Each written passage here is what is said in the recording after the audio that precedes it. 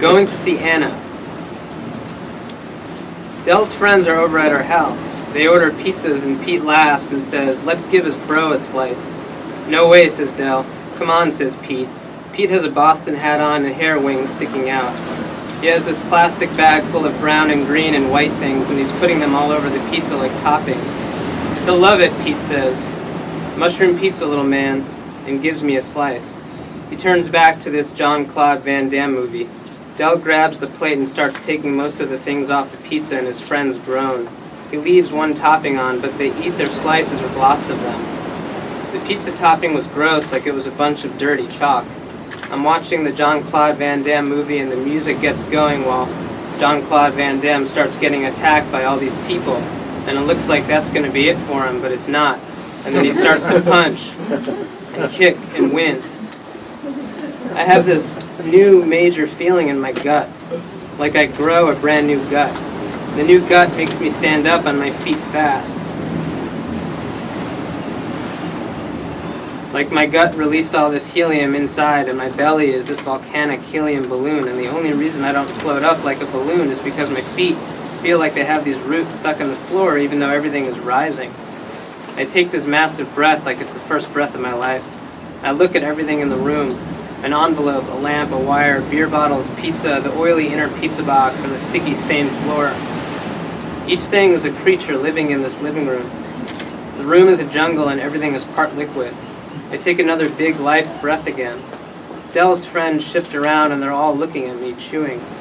It smells like dirty couch and pizza. Birds chirp like they're from a world that's alive. "I have a new name, everyone," I say. Pete stops chewing. "Oh shit," says Pete. Andy shaves his head and has a tattoo of the number 69 on the back of it. He says, "Your bro is bonkers." "Do you all want to know my new name?" I say. "Fuck," whispers Dell. I realize I don't actually have a new name.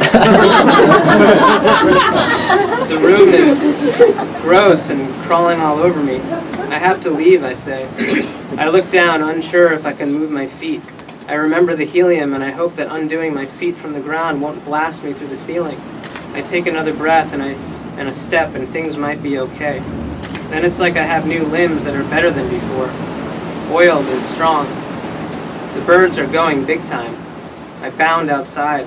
The world looks like it was just born living entirely in our front yard, and I'm standing in it. It feels like my brain has dripped into my body. I can feel everything anyone in the world has ever learned about science in one moment. I learned what a moment is. It's not what I thought it was. It's way cooler. Pete, Andy, and Dell have followed me out. They're studying me. They're careful and serious, and they all come around me, and I get down on my knees in the grass and dig each finger into the moistness, feeling for something dark. "I think your bro's a hobbit," says Pete. "Shut the fuck up," says Dell. "I told you not to give him any." The boys fold their arms and smack mosquitoes. They look like they're thinking about Jean-Claude Van Damme. "You okay, Everett?" "I'm fucking amazing," I say. Wind blows through this one tree we have. The tree looks like it wants the wind. The skin on my head wants the wind too. The tree's bark has all these ridges. I put my fingers between some of them. "Something's wrong," whispers Dell.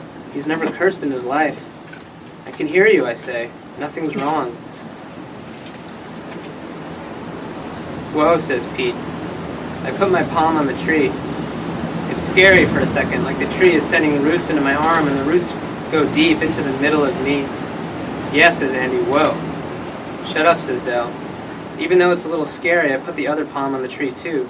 The other side of me fills with the roots too and meets the ones that went in first, and they're all connected now. The tree roots in me start to wiggle around like they want to go down to my feet and plant me in the ground or something. Dell turns to me. "What the hell are you doing to that tree?" Something's seriously going on. I bet this thing's gone on for a long time, but I'm just figuring it out. Like those kids in The Lion, the Witch, and the Wardrobe. Except they didn't accidentally take illegal drugs.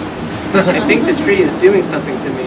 I don't know what that is. It might be something related to biology or spirits. Both. I don't know, but you should come over here and put your hands on this tree, I say. He goes, "Don't run into the street, little man." Does he look like he's about to go run into the street, says Dell? He's got his hand stuck to a tree. I think I'm feeling science, I say. Do you want to try? The weirdest thing of all happens.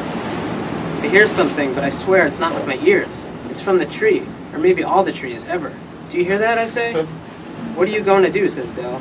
I see that Dell is not going to stop talking to me. I see that I have to stop doing this thing. This has to come to an end. I have to part ways with this tree. I hope it doesn't mind. I get ready.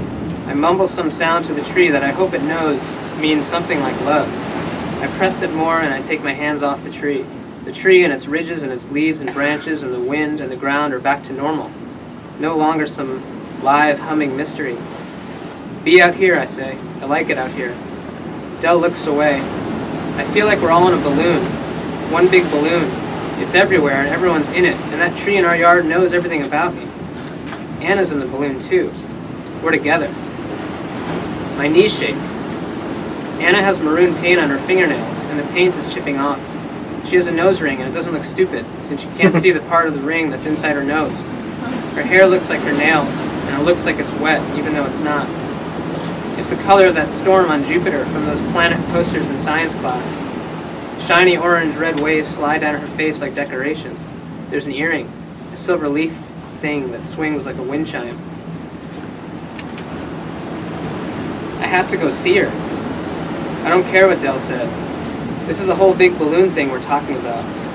This is not just someone I'm going to ask to the dance. I mean, that would be great and all. It would be really nice to dance with her. But I'd rather do that in the woods or something. Although I don't know how I'd get music out into the woods. Maybe we can dance in the woods without music. That's what this is about. Dancing with Anna in the woods without music. I have to go see Anna, I say. Bad idea, says Dill. Great idea, I say. Here's the thing. Maybe for the first time ever, something awesome will happen between me and a girl. Sometimes when I'm deciding if a girl is pretty or not, I look at their hands and fingers and fingernails. Sometimes you see ladies in stores with perfect hands and polished nails, and sometimes you see girls with fingers that are round. You can tell they bite their nails. Sometimes you see a girl like Anna who has these hands shaped like something from geometry, with slender fingers and nails that are not perfect, but they're there and they're not bitten off. Anna's skin looks very smooth. It would be awesome if big things happened with Anna someday. But it would also blow my mind if she took my hand with one of her pretty hands. Who's Anna, says Pete. The love of my life, I say. Dell, says Pete. Maybe we should take him to see Anna. Jesus Christ, says Dell. Get your keys, I say.